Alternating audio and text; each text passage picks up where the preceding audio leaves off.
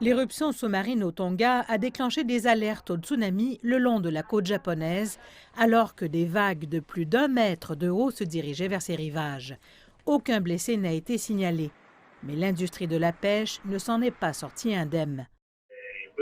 Je travaille comme pisciculteur de céréales japonaises et nous avons perdu environ 50 000 poissons. Les dommages causés à la pêche de la céréole dans la région de Minametane, dans le sud du Japon, devraient totaliser plus de 250 000 $.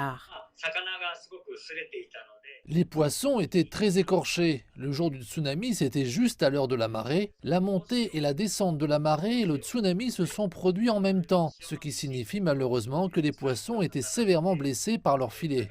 De grandes vagues ont endommagé quelques 37 bateaux de pêche parmi 5 préfectures. Et elles ont aussi causé des ravages dans une entreprise de pêche récréative à Mie, dans l'ouest du Japon.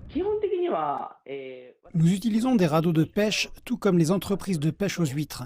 Au fur et à mesure que le courant s'accélère, si l'un des radeaux est emporté, ses cordes et son ancre s'en mêlent avec les autres cordes et ancres. Et même si un seul bouge, ça devient un problème pour nous tous. La pêche récréative a été temporairement arrêtée car les plongeurs travaillent pour démêler et réparer les radeaux. L'impact de l'éruption des Tonga le long de la côte japonaise a été relativement localisé. Mais il a rappelé le tsunami de 2011 et la géologie unique de la région.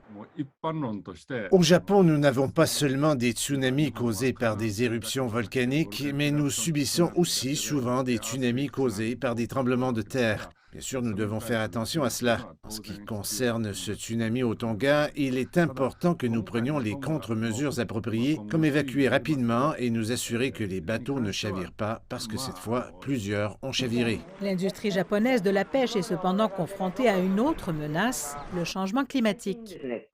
Les entreprises ostréicoles connaissent déjà des difficultés car la température de l'eau devient trop chaude pour les cultiver. Cette catastrophe survient donc au milieu de moments difficiles pour eux.